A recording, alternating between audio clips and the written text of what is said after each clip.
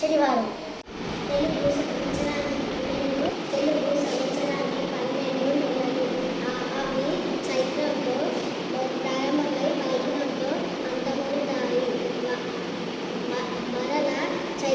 చైత్రమాసంతో కొత్త సంవత్సరం ప్రారంభమవుతుంది. అందుచేత సంవత్సరం అనేది ఒక చక్రం. దానికి 12 ఆకులుంటాయి.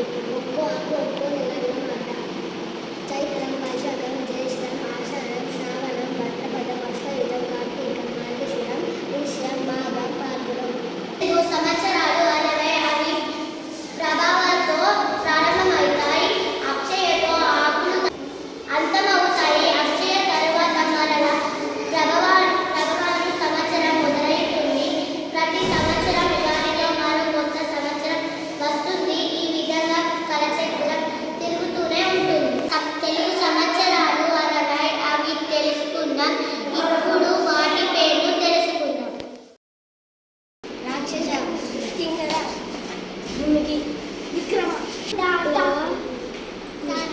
ప్రభవ, పరిరవి, రక్తక్షి, పట్టివ, ఆనంద, శ్రీముఖ, బహుధన్య, కార, అక్షయ, వికృతి, కేవలంబి, కలయుక్తి, వికారి, లవం, లవ, రోదన, ప్రమరీచ, దుందుబి, ప్రభాను, సర్వజిత్తు, శుక్ల, ప్రమోది, విరది, శౌరి, పింగళ, విశ్వవాసు, సర్వదేశుడు,